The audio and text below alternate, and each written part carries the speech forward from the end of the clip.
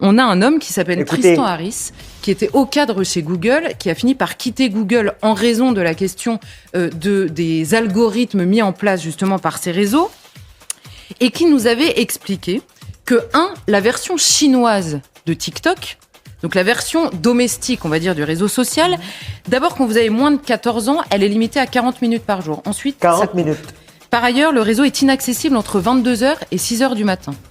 Ensuite, nous dit-il, les algorithmes en Chine montrent aux petits Chinois des expériences scientifiques à refaire à la maison, des expositions, vous vous baladez dans des musées, vous avez des cours sur le patriotisme, qu'est-ce que c'est que l'attachement à son pays, des vidéos éducatives et scolaires.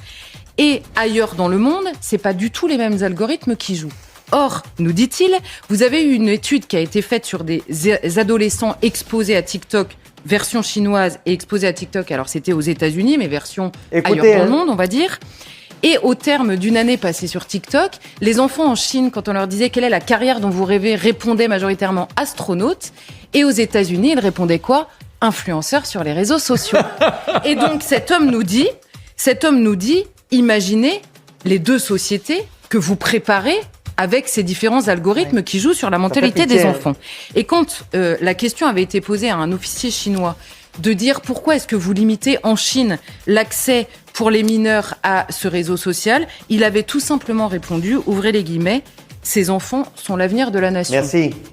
Comprenez qu'il avait parfaitement conscience de l'influence de ces réseaux sur les enfants. La deuxième chose qu'aurait dû nous alerter, c'est une enquête, plusieurs enquêtes d'ailleurs du New York Times, sur la manière dont les PDG de la Silicon Valley se comportaient eux-mêmes avec leurs enfants par rapport au réseau. Ce qu'on apprend dans ces enquêtes, c'est très simple. Tous les PDG de la Silicon Valley interdisent catégoriquement l'accès à leurs propres réseaux sociaux à leurs enfants. Ils savent eux aussi pourquoi ils le font. Et la troisième chose, même la Commission européenne a demandé récemment à ses salariés de supprimer carrément l'application TikTok, sans doute pas parce qu'elle apporte des bénéfices. Or là, le constat, il est assez terrible puisqu'il y a une étude qui a été publiée il y a 6 mois, cette fois-ci en France, qui nous révélait que 87% des 11-12 ans sont sur les réseaux sociaux qui sont interdits aux moins de 13 ans. Donc là, on a un député Renaissance, plein de bonne volonté probablement, qui veut faire une loi pour interdire, pour dire que la majorité numérique serait désormais à 15 ans. Mais quand on voit que déjà l'immense majorité des 11 ans sont sur les réseaux, c'est évidemment terminé. Et il y a quelques mois, une autre étude nous disait que les 7-10 ans passaient en moyenne 4h42 par jour devant un écran, et les 11-14 ans, 8h23. Donc avec tout ça, vous voyez la société qu'on se prépare. En plus du temps censé être passé à l'école, à étudier. Vous avez entendu ce qu'ils ont dit? Les propres créateurs de ces applications, aujourd'hui, ont interdit leurs enfants et demandé à leurs employés de supprimer carrément l'application. En Chine, c'est permis 40 minutes dans la journée TikTok. Et c'est accès impossible de 22h à 6h du matin, qui font exactement les 8 heures de sommeil dont un être humain a besoin pour se reposer. Les études qui sont là, n'ont pas été faites n'importe comment pour n'importe quoi. Ça a été fait pour un but précis. Nous, aujourd'hui, on voit nos mousseaux en train d'enlever leur haut, leur bas, danser, montrer leur bocho, leur monde au balcon. Pourquoi ils ne savent pas? Pensant que c'est ça l'avenir.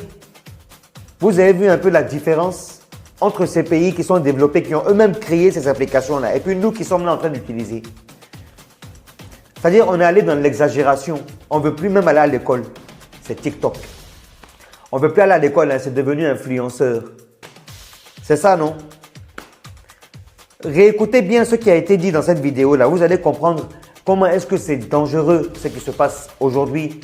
Surtout en Afrique. Surtout en Afrique. Du n'importe quoi. Après, par là, on va dire qu'il faut rentrer chez toi. Sauf que ici, chez moi, c'est de ça qu'il s'agit. On doit tout vous dire, non? Faites les choses